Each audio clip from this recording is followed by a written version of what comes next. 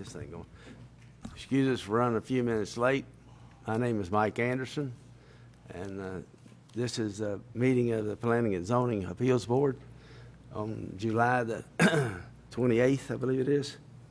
And so with that, we will start, I guess we'll start with roll call. Mr. Anderson, Here. Miss Warren, Mr. Dwyer, Here. Miss Hill, Mr. Mitchell. Present. Followed by that, we'd like to have prayer and pledge, please, if y'all would join us.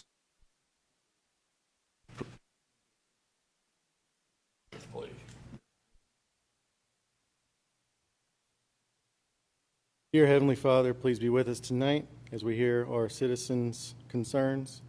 Please be with us as we make decisions that are just and fair for everyone. And Father, we ask you to continue to bless our community and keep us safe and privileged. It's in your name we pray. Amen. I pledge allegiance to the flag of the United States of America and to the republic for which it stands, one nation under God, indivisible, in liberty and justice for all.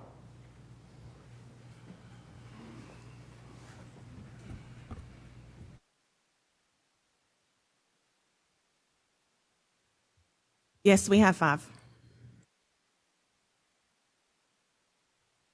The first one, we have Mr. Matt Martindale.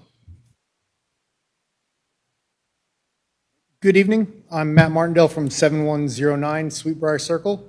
My property backs up to Aaron's, and I'm here to speak on his behalf. I think that the variance should be requested. I believe that his plan for the house on that property is sound, and I think that it doesn't disturb our backyard or the aesthetics of the area. So I am for the variance for Aaron on the property off of 96.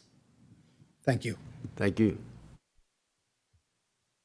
Next, we have Mr. Mark Hemmon.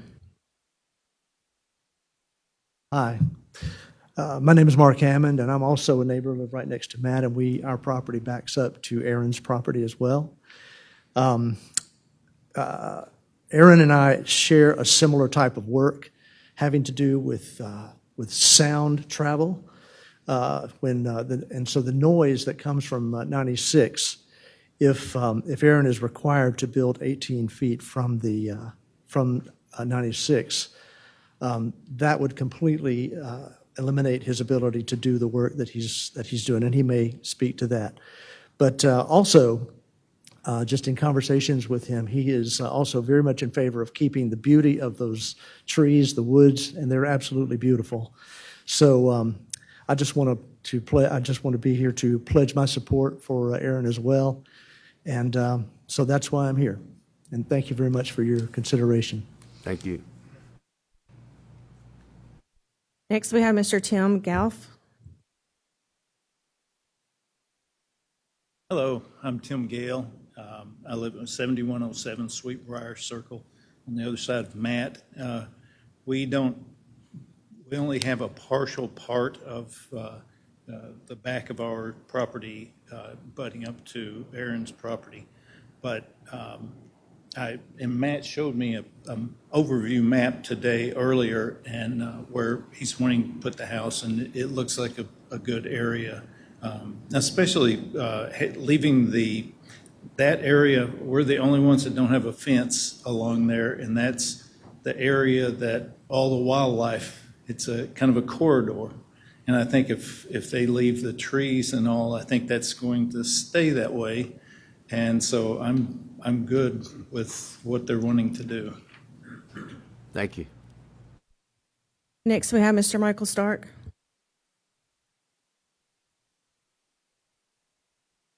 Hey, I'm Michael Stark. I live on property 7310 Stark Lane, which is the backside of a family property that's off of 96, and we live on the very backside of the entire family. Filing for a variance with the new code to build. Me and my wife, when we moved in there, we originally had planned on building a house to replace the existing house where I live. based on the old code that that when we bought the property. So it wasn't until we decided to finally pull the trigger and start building that we learned that the zoning for our property had changed. I don't know of a better place to build other than where I've already started prepping for the last few years that I've already invested a lot of money into to just uproot and change it. So hopefully you guys will agree and let me continue to build where I'm got it located. Thank you. Next, we have Ms. Shawn Carpenter.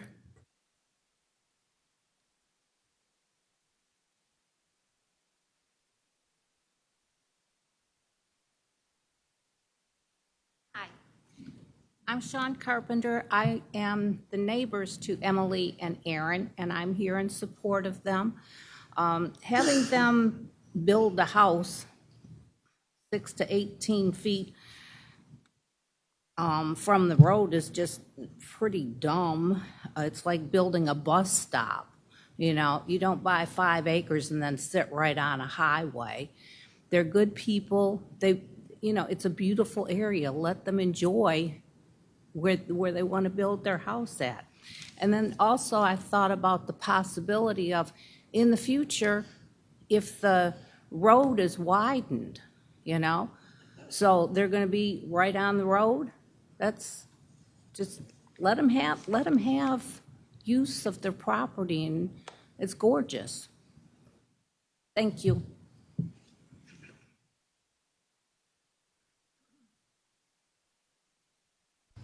Thank you. Is that it? I believe I skipped a portion of approval.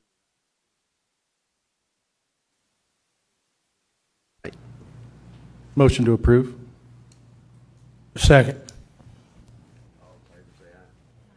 We're going to call. Mr. Mitchell, Aye. Mr. Dwyer, Aye. Ms. Hill, Mr. Anderson. Okay, we got citizens' comments for the agenda. Approve the minutes from the Approve the minutes of September 25 regular meeting. Motion to approve. Looking for all in favor. Roll call, please. Dwyer. Aye. Mr. Mitchell, Aye. Mr. Dwyer. Mr. Anderson. Aye. Ms. Hill.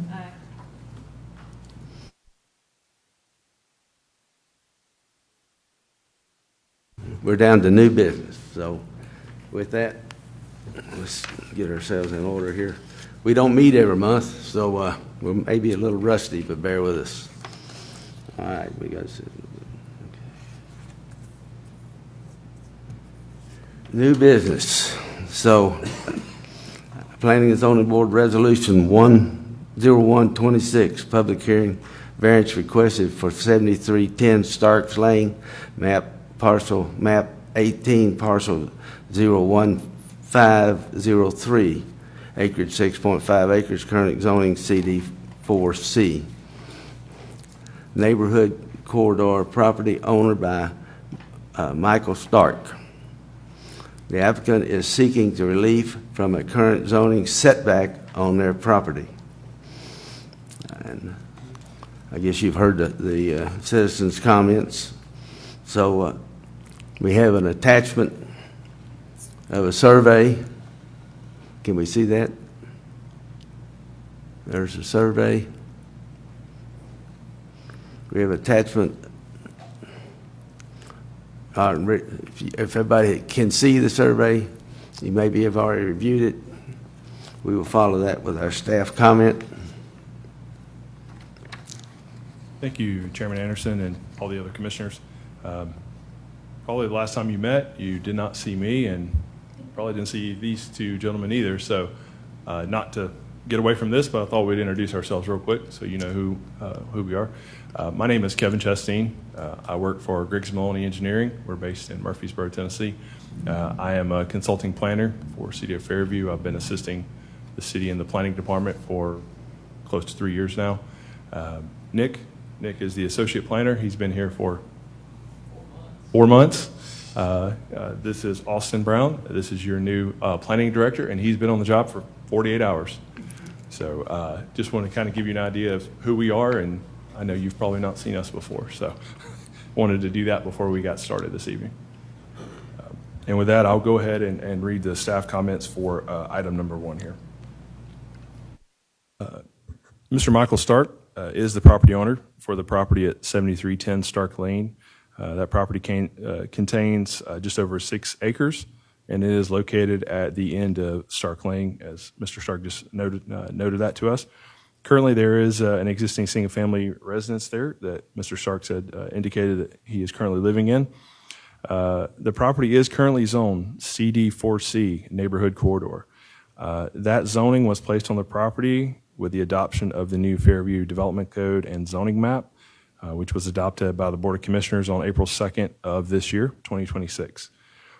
Prior to the adoption of that new development code and zoning map, this property was zoned residential 40, R40. The R40 zone district required a front setback of minimum front setback of 50 feet, minimum side setback of 25, and a minimum rear setback of 50 feet.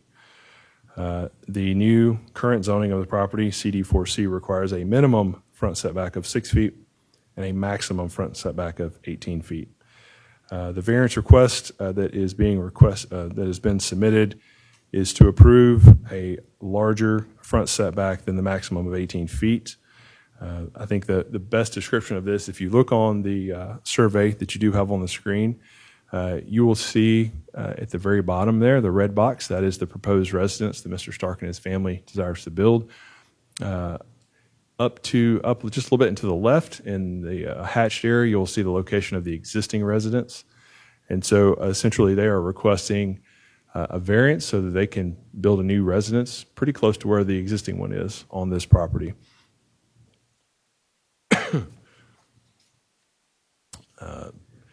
The 2040 Fairview Forward Plan does classify this property as interchange business employment district. One of the appropriate zone districts is CD4C, Neighborhood Corridor, which is essentially why it was given the CD4C zoning in April of this year. I think Mr. Stark spoke to this earlier in his comments. The likelihood of this property being developed commercially is very, very, very slim, probably zero, due to it being a family area there, not just this parcel, but other parcels as well. I think the primary reason that that was noted as commercial on that 2040 plan, which was probably created back in 2020 or earlier, was just due to its location closer to the Highway 96 and to interchange there. So the property was rezoned, only permitted, previously they only permitted residential land uses on the property. The new zone district does require the residential, commercial, and industrial land uses, or does permit those. Once that occurred, that's when we began to have the more shallow setbacks, thinking if it ever developed commercially, you would want that a little closer to the edge of the property. And again, they're desiring to construct their new residence essentially in the same location as the existing residence. If the Board of Zoning Appeals does desire to approve the variance request, staff has placed 2 conditions of approval on this. Very straightforward. Property owner applicant would submit a demolition permit for the removal of the existing residence, and the property owner applicant would submit a building permit for the construction of the new residence. So very simple, straightforward conditions we would put on this. And we are here if you have any other questions for us.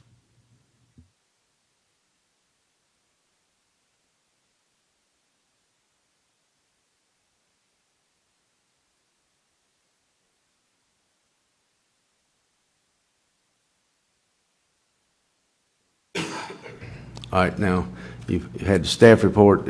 Anybody else got any other comments? We do need to make a motion. We need to make a motion to approve it. I have a question.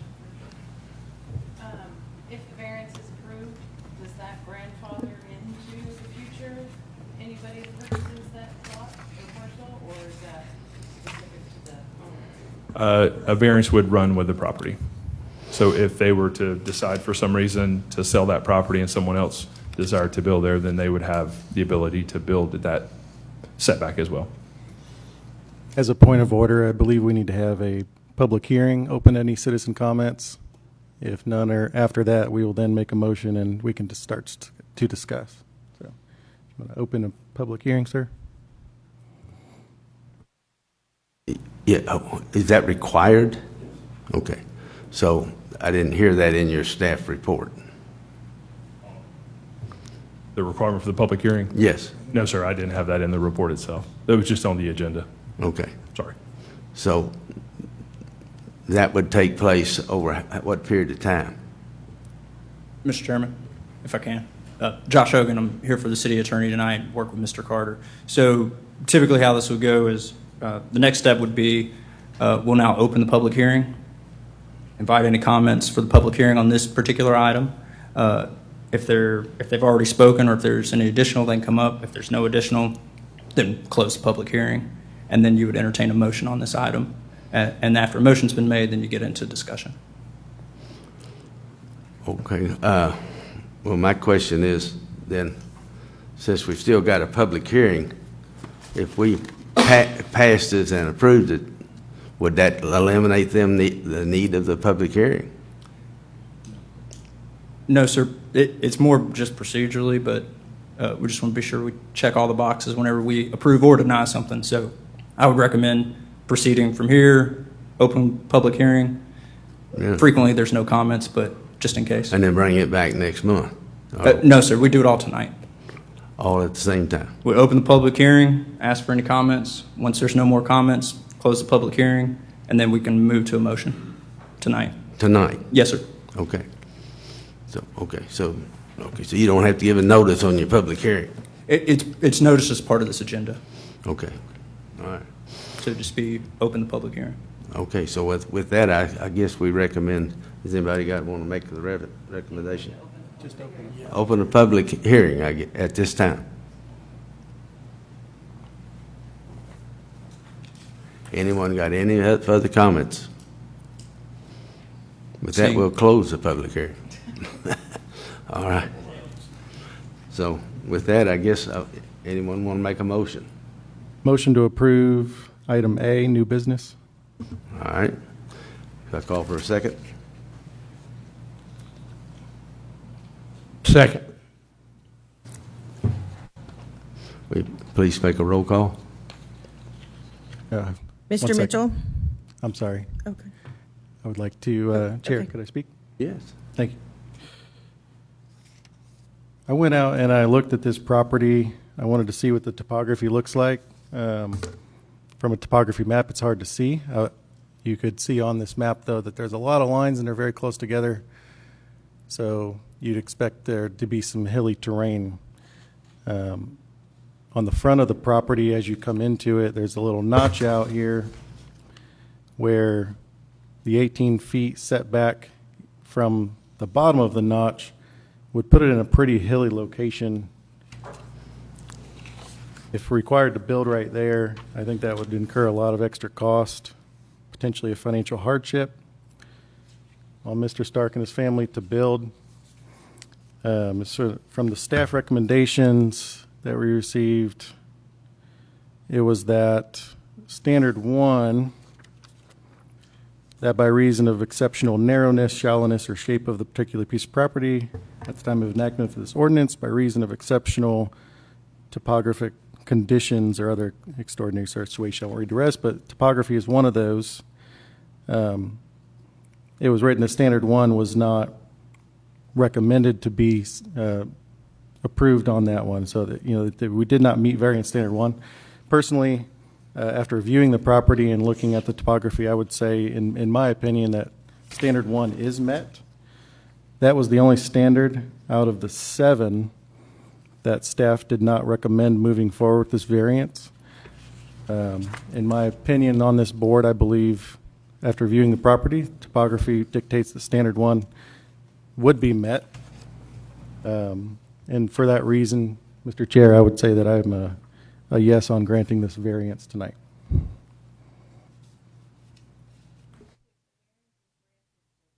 Fall back to the previous zoning requirement? No, it would remain the current zoning, but they would just have a variance related to that front setback, and they would be able to build where they're showing on that particular survey. So the current zoning does permit a residence, so the use of a house is not the issue, it's just the setback. So it would remain the same zoning, the variance would allow them to build in the location you see there. They don't need to specify how far back they're going to move it, or, you know what I mean? They're going outside of what's already.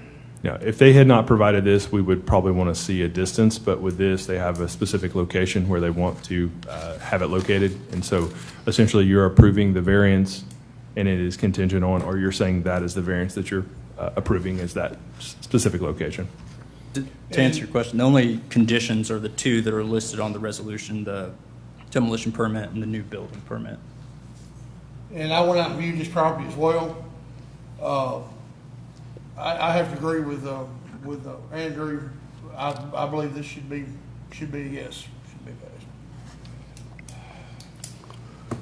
Okay, the statement that has come to me is that once we approve a variance on setbacks, we set a precedent. So if we set a precedent, the question is it a broad brush or specific to this particular type of setback? And with this particular type of setback and this particular property, how would it affect just a broad brush touch of variances in the future for setbacks? Every variance is a fact-specific inquiry because it has to deal with that individual piece of property. And one of those requirements, as Mr. Mitchell noted, is the specific topography that creates an exceptional need. I think that's, you're bound by the requirements in the code. You're not bound by staff's recommendation. So if you find that it meets those requirements, you have to apply the requirements. But if you think it meets them, then you can certainly vote that way.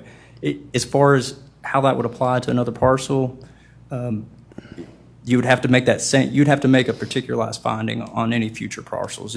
No one could say, hey, you granted a variance to somebody, you got to give me one.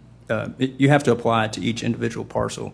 If you had two parcels that are very similar and you treated people differently, obviously that would be a different situation. But most parcels are pretty unique. Okay, that's kind of the way I felt. But any other comments? All right, well, I guess we make a motion. We pass the motion. Mr. Mitchell? Aye. Mr. Dwyer? Aye. Mr. Anderson? Aye. Ms. Hill? All right. With that, we'll move forward. Resolution 226, public hearing variance requested 2135 Fairview Boulevard, map 42, parcels 12600, acreage .97, current zoning CD4, neighborhood center, property owner Harold Cry.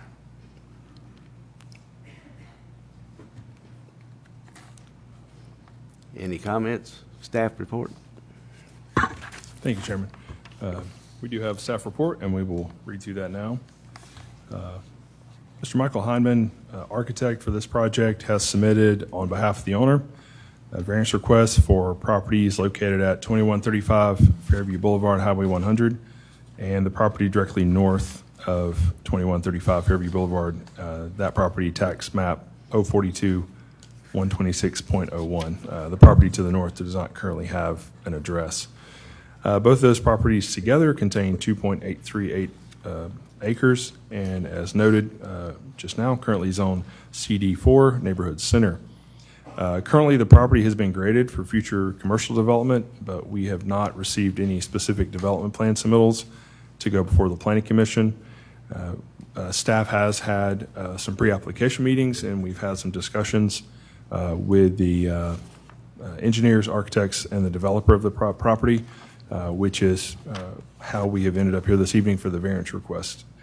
The property is currently zoned CD4, and the CD4 character district was placed on this property with the adoption of the new Fairview Development Code and zoning map on April 2nd, 2026. Prior to the adoption of the new development code and zoning map, property was owned commercial general, or CG. The CD4 character district does not permit buildings to be constructed with flat roofs. This requirement is found in Table 4.3.1-F. That's on page 4-56 of the Fairview Development Codes under the heading Roof Type and Pitch. This portion of the code indicates all roof types are permitted except for flat roofs. In the previous zoning ordinance, flat roofs for non-residential buildings were permitted, as can be seen with the completed commercial buildings throughout the community and along Highway 100 specifically. The developer of these properties is going to propose 2 multi-tenant commercial buildings and is proposing to what staff's calling a hybrid flat roof on both buildings. Given the design is primarily flat, staff directed the owner and applicant to request a variance from the flat roof requirement of the CD4 district. The roof design on the buildings, which you can see on the screen in front of you or above you, the roof design is primarily flat in nature on the side and rear elevations, with the parapet wall to screen rooftop mechanical equipment from the side and the rear. The front elevations on both buildings present towards Fairview Boulevard as non-flat roofs with small angled roofs or shed roofs located above each portion of the elevation or storefront. One end unit does have a full front gable roof, while the other units appear to have pitched roofs along the front elevations of the building. As noted on the previous item, staff states that this does not meet standard variance standard 1, as this request is not based on the physical nature of the property itself, whether that be topography or a unique shape of the parcel itself. And so due to that request, staff could not recommend approval. However, given that, the proposed flat roof on these 2 buildings is in keeping with the established pattern of commercial buildings with flat roofs along Fairview Boulevard. Also, staff has begun to create lists of recommended changes and updates to the new development code. One of those would be to change CD4 character district to permit flat roofs. Obviously, that would be a staff recommendation. That doesn't mean that Planning Commission or Board of Commissioners would agree with staff on that, but staff does feel it would be appropriate to permit flat roofs along Highway 100 as has been established over the years.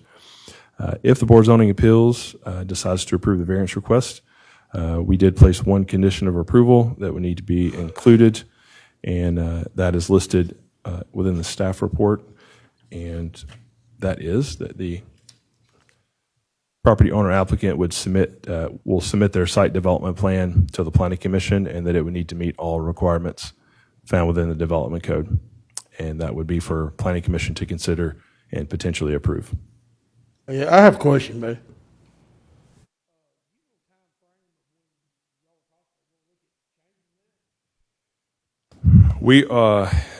Staff has begun to create a list. We've been creating a list over the last couple of months since it was adopted.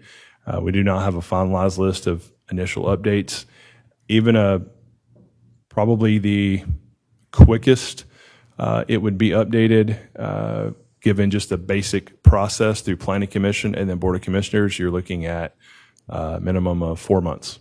And that is just their standard. Planning Commission would review that or review the recommendations. Planning Commission would make a recommendation to Board of Commissioners, and the Board of Commissioners would have a first reading, a public hearing, and a second final reading. So essentially you'd have one meeting per month, so at minimum 4-month process. Yeah.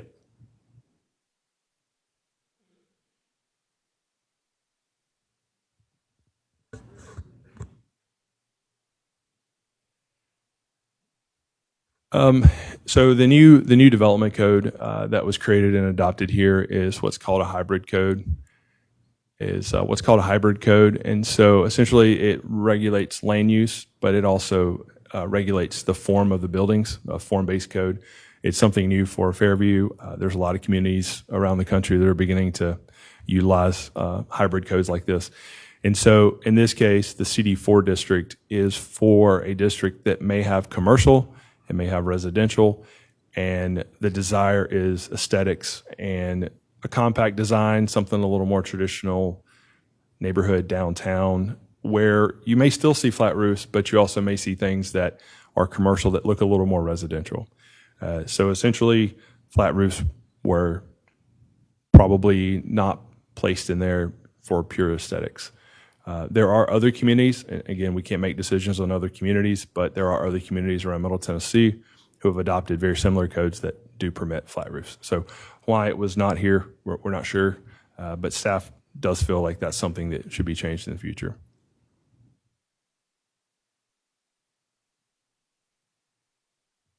Can I say something real quick? Can y'all make sure when y'all are talking to have your mics on so everybody can hear?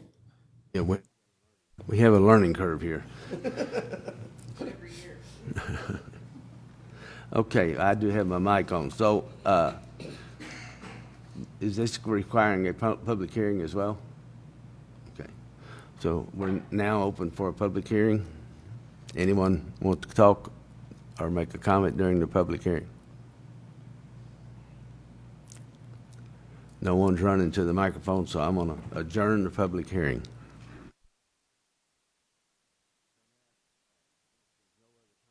From that, if there's no other comments from the board, then I'll ask to make a roll call.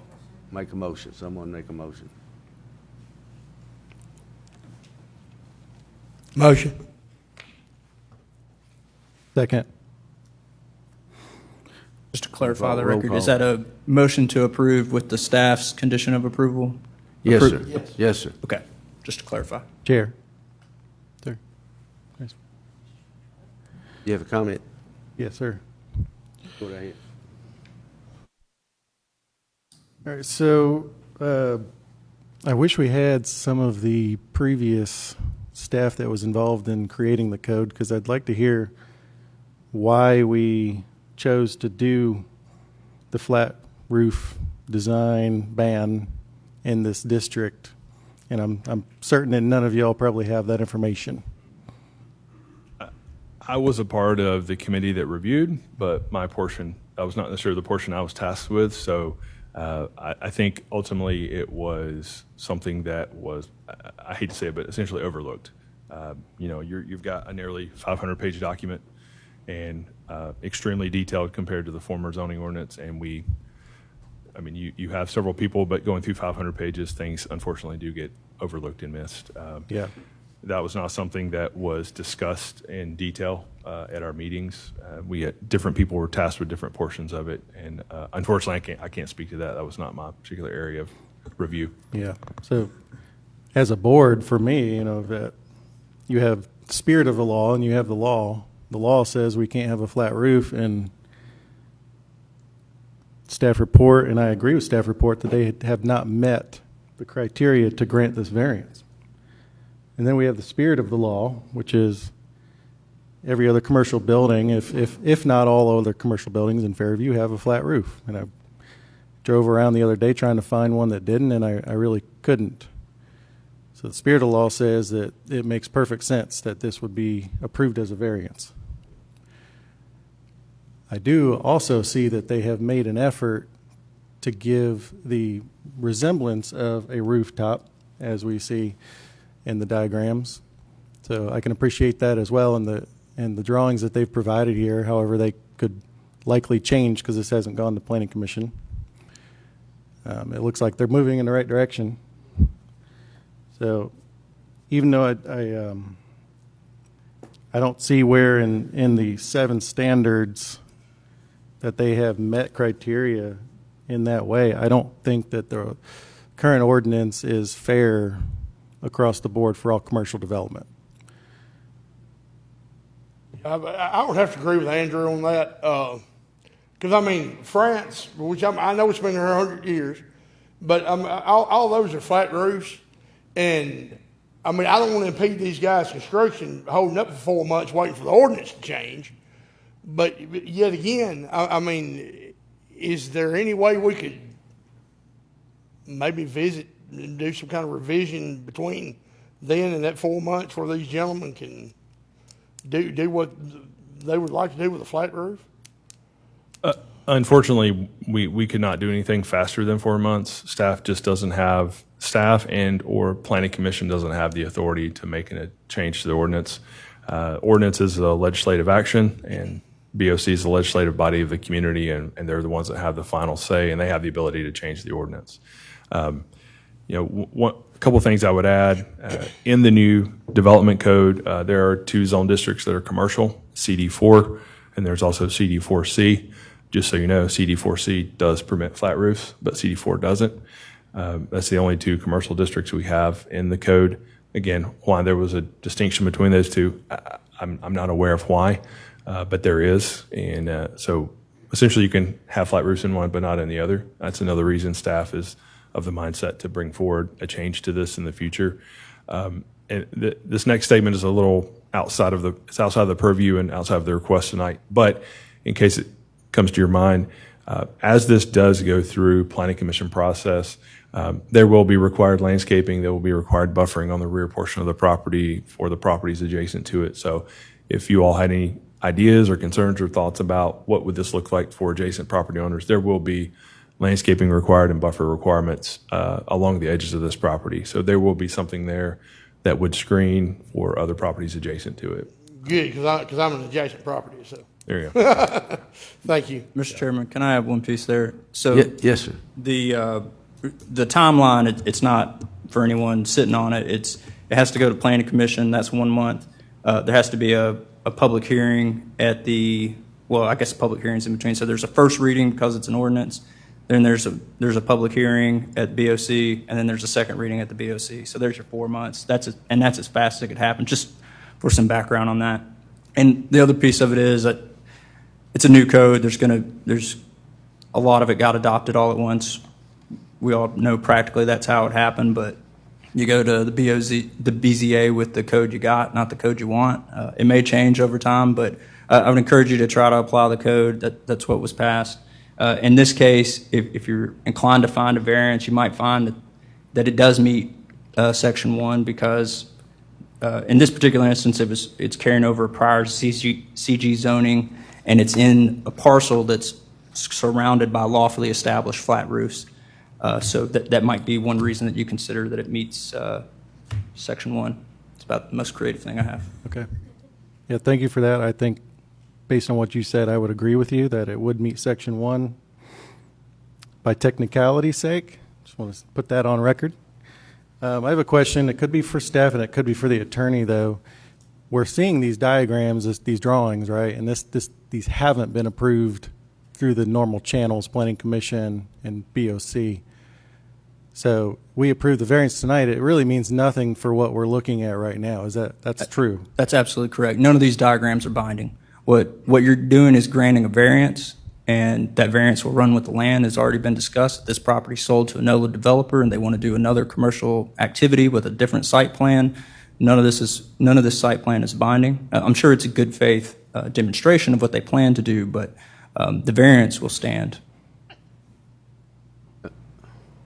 If I may, I completely agree with counsel there on that. I will say that it has been brought forth in good faith. Staff has had at least two pre-application meetings with the applicants and the owner. The buildings have remained the same. And so in that case, it is good faith. It is bringing forward, and this is a change after we discussed this. And so outside the roofs, these are the buildings that they had shown us at a previous meeting as well. So again, it's correct. These are not binding. However, I can say from the meetings we've had with them, they have been consistent with the design up until this point, which the change was for the roof, to show you all some effort to show something more than just a flat roof. Okay, thank you. So based on everything we've discussed, I actually changed my previous comment. I believe that we have satisfied 7 conditions as a board, and I have no further comments. I got a couple of questions. Number one, if we approve the flat roof variance, other parts of the code protect for hidden HVAC systems on the roof, landscaping, and other items in our code would protect the street view, the back view of the adjacent property from what would be built if these particular architectural drawings were not used and some other party starts to build a piece of property on it, build a commercial space on that property. Am I correct? That is correct. We do have specific requirements in the code that any rooftop mechanical equipment must be screened by a parapet wall, as well as the landscaping or buffering. Right. So we're not, if we do approve the flat roof, we're not just giving them an open brush to just build a flat roof building and put whatever they want to on top of it. They couldn't come back with vinyl siding on the front and do things like that, because we have other parts of our code that have been built into the drawings that we're seeing here tonight. That is correct. As I mentioned earlier, when Ms. Hill asked me earlier about the code or why no flat roof, and I mentioned the form-based portion of the new code. When I say form-based, it's very specific to height of the building, materials of the building, the amount of glass on a facade and other elevations. So that is correct. The elevations you see have been designed in a manner that follows the other requirements of the code. And so you are correct. You would not be giving them a clean slate, open palette to do whatever they wished. They would have to meet all the other requirements.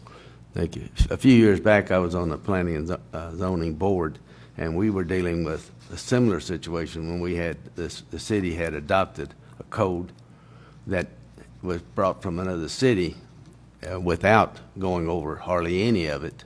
And you had stuff that just did not and could not apply to Fairview. And so I thought when they started this other process of building the city's code that they were starting basically from scratch. I mean, they had a blueprint and they had some stuff, but I thought they were starting from scratch. They probably didn't have the manpower, I guess, to do it correctly. This new code was built essentially from the ground up.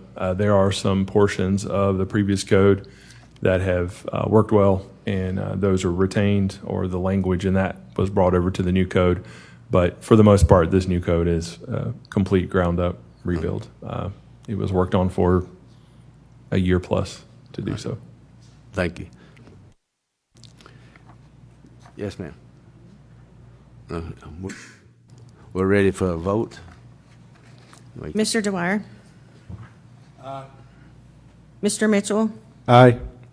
Mr. Anderson? Aye. Ms. Hill? Aye. Resolution passed.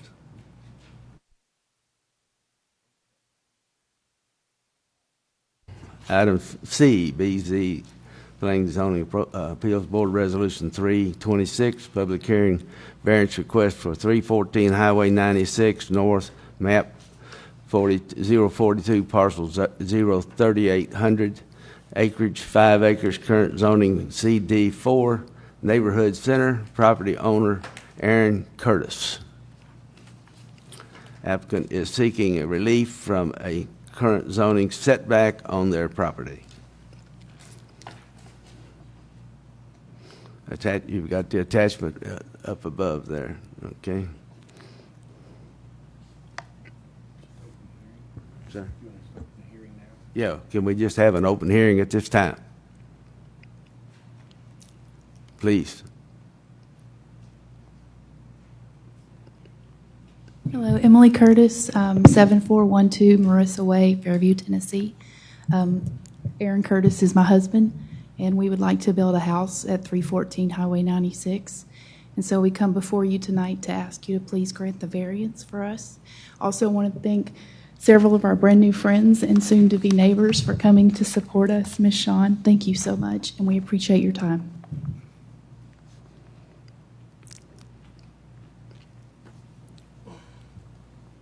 My name is Aaron Curtis, and I too am from 7412 Marissa Way, and hopefully soon to be 314 Highway 96 North. And I too thank our neighbors for coming out to support us, and we humbly ask for you to consider our variance, and we thank you for your time tonight.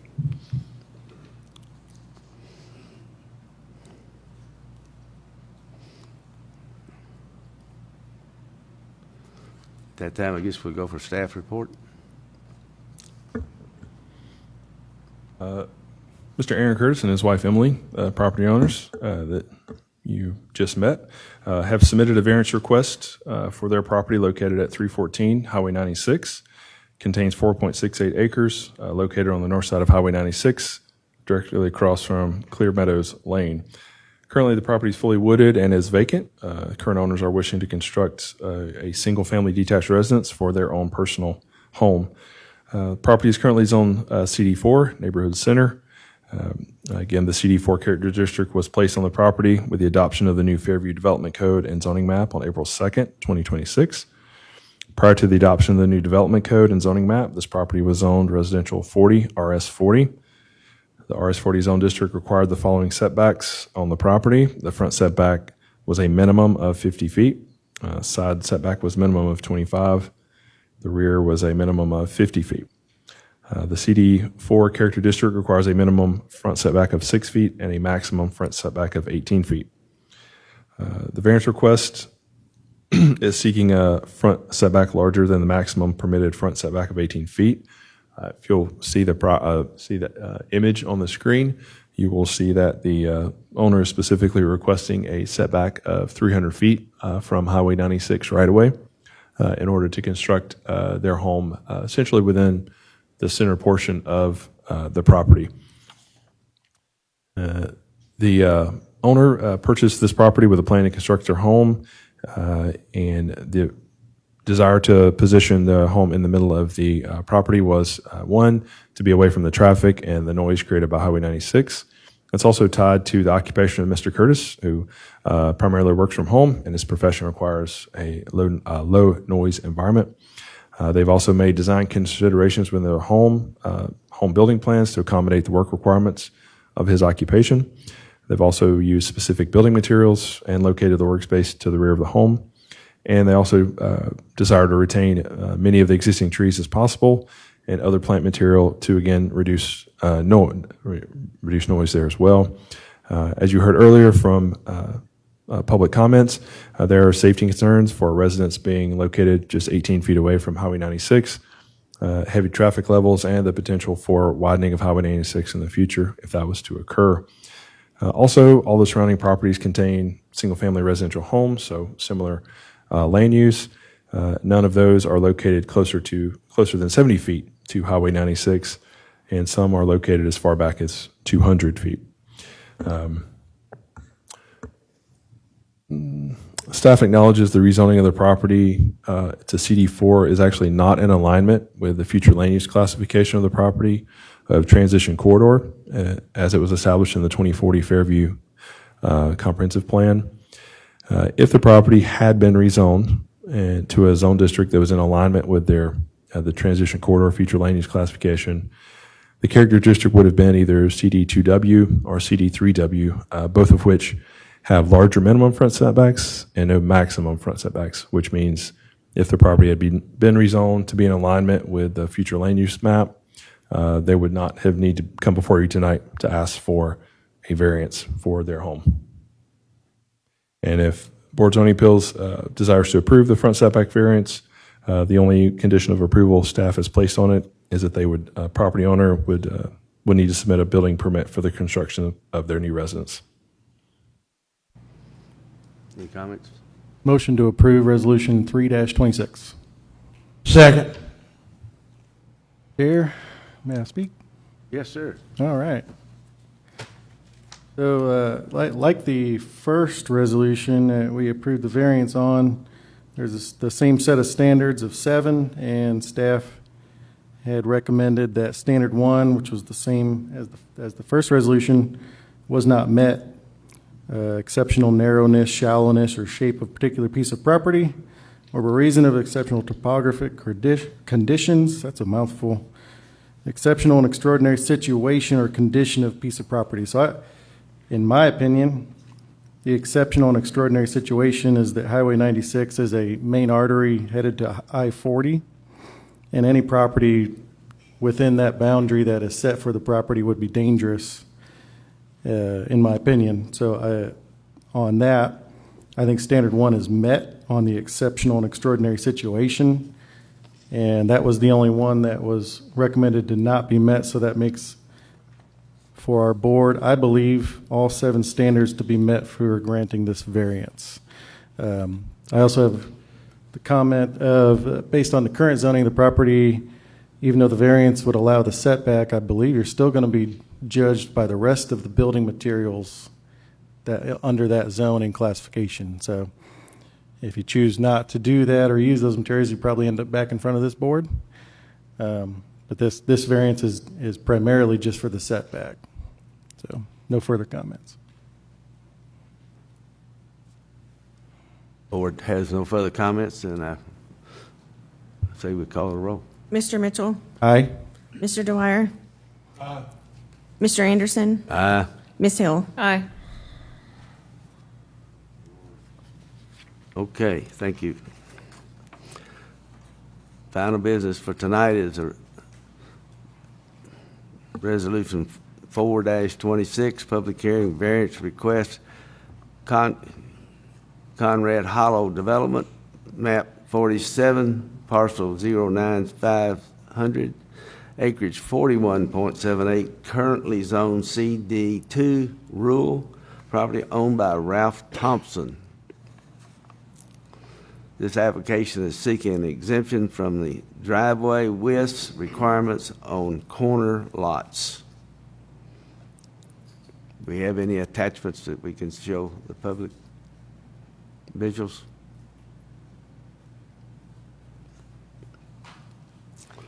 All right. Do you have a visual of the driveway that he's requesting?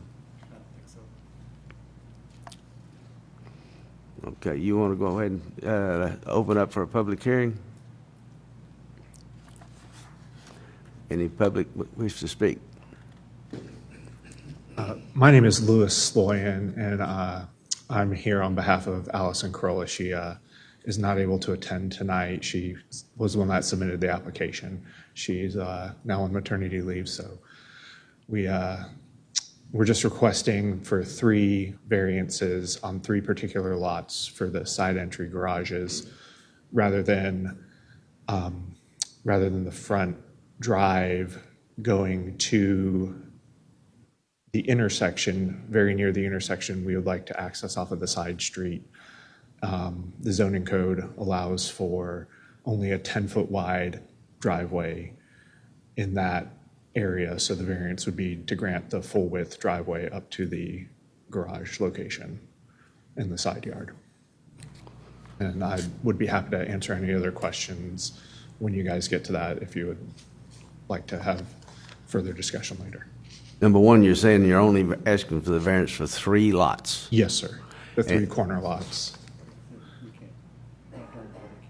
Okay. I just wanted to make sure we heard. Any other comments on the public hearing? We'll close the public hearing. Motion to approve Resolution 4-26.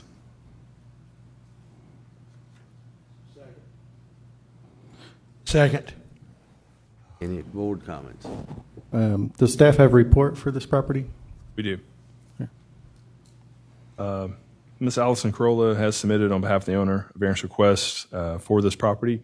This is the Conrad Hollow subdivision.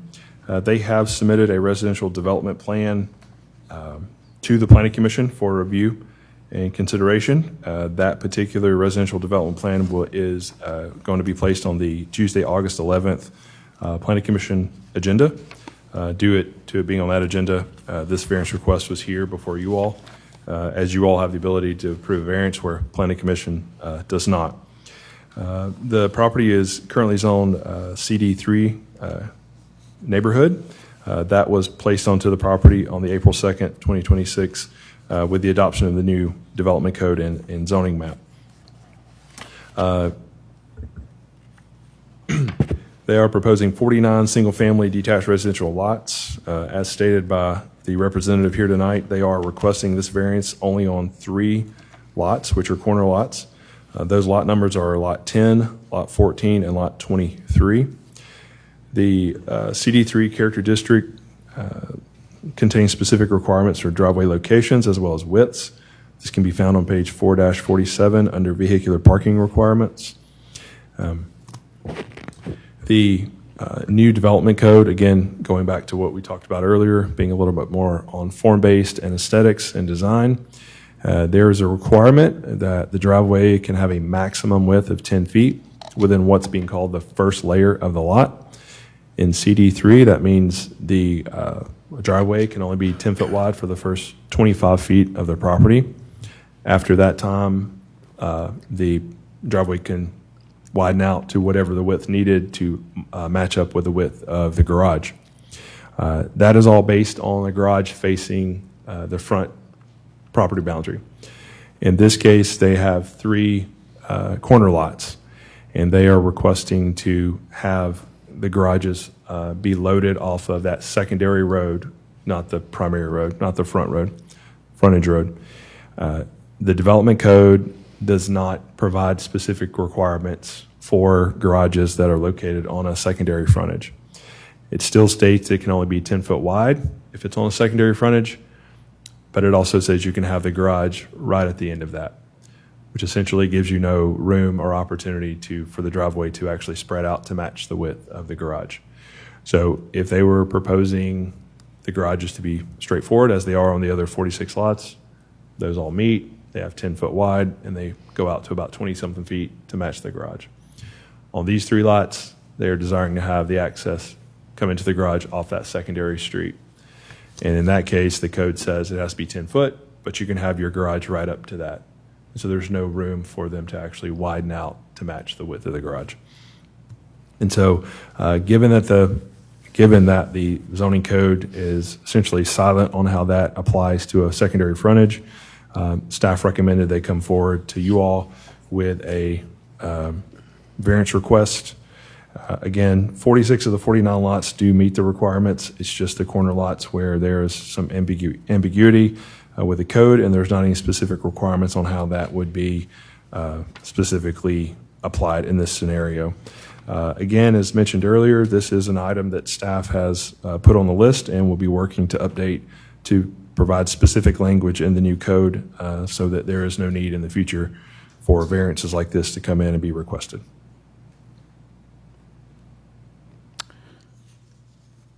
Have a recommendation as to what you feel at this time?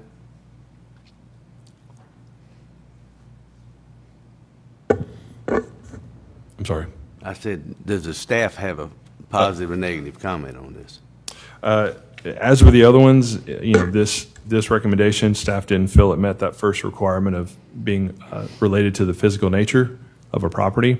As mentioned by the representative here tonight, there are some concerns in terms of safety being there on the corner and their desire to have the garages being side entry on a less traveled road would be a safety concern there. But staff at the time didn't feel like it met that physical nature of the property. There is obviously concern with traffic. From staff's perspective, this is just as an issue with the new code where there's just silent, there's no specific way to apply this on a secondary frontage. It permits the garage to be located there, but there's not any specific how you apply the 10-foot width of the driveway on a secondary road. Okay. So there's no clarity in the new code, and so staff recommended they come to you all for that. All right, thank you. Staff, I don't see on the resolution that as a condition of the variance that we are limiting them to those corner lots. Actually, I do apologize for that. I did not state that. We do have one condition of approval that is listed in the staff report, and as well as the resolution that you would be adopting. And it does say the submitted residential development plan for the Conrad Hollow residential subdivision cannot move forward to the Planning Commission unless this variance request is approved, or the driveway locations on all 3 corner lots are relocated to the primary frontage of those 3 lots. So it's a situation of either if you all approve the variance, it's for those 3 corner lots. If you do not approve the variance, then they would have to move those driveways to front onto the front road, the primary frontage. My opinion is I don't have an issue. I think the safety aspect might make a qualification on standard 1. similarly to the previous resolution that we heard. However, I would like to form some sort of limitation to be only those 3 lots as a condition of this resolution. However, we need to do that. Can you not designate the lot numbers? Yes, as you mentioned that, the lot numbers are stated in the staff report, so I'll give you those now. If you want to state that in your condition, it would be Lot 10, Lot 14, and Lot 23.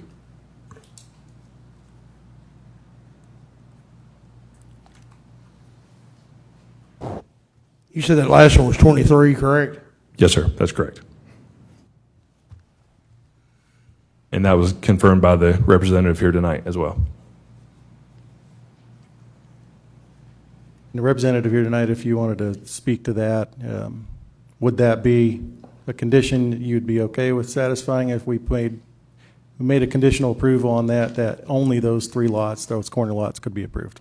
Yes, we'd be happy for that to be a condition. Okay. And for the attorney, do we need to amend this? Technically, it would be a motion to amend with the condition as stated that it only apply to lots 10, 14, and 23. That would need a second and a vote, and then you would vote on the whole resolution afterwards. All right, well, I make a motion to amend Resolution 4-26 Second. to restrict the variance to only Lot 10, Lot 14, and Lot 23. Anybody got a second? Second. And so now you would take a vote just on the amendment, and then after that passes, we'd take a vote on the whole thing. Ready for roll call? Mr. Mitchell, Aye. Mr. Dwyer, Aye. Mr. Anderson, Aye. Ms. Hill. Aye.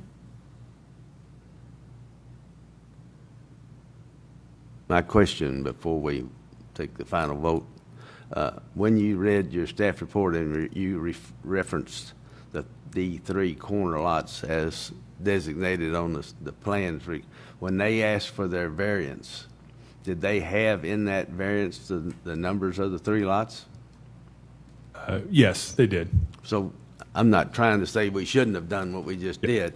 I'm just saying, was it not already there? It was in their application, and conversations that staff had with them through the process and their submittal to the Planning Commission. But I think having it specifically in the amendment is a great way to do it as well. It's clearly on the record, and it specifies exactly where the variance applies as this moves forward to Planning Commission next month. It just didn't make it to your resolution on this one, so that amends the resolution. Okay. That's good. One more piece with that, Mr. Chairman. There will be other, I just want to point out, this is an example. This is a case where there's actually an ambiguity in the code, and you guys kind of have to resolve that. So law was passed, you got to try to figure out what it means. In this case, they allow garages on secondary frontages, but they don't talk about how you get in the garage, so you obviously have to apply some common sense there. But you made a comment earlier about setting a precedent. How you handle these ambiguities, that is a situation where you may be setting a precedent in the future. So just kind of keep that in mind. There'll be other ones like this, but in a situation where you have to apply an ambiguous provision, that could come up again before it gets changed by the Board of Commissioners. Okay, thank you. Any other comments from the board? I believe it's time for a roll call. Mr. Mitchell, Aye. Mr. Dwyer, Aye. Mr. Anderson, Aye. Ms. Hill. Aye.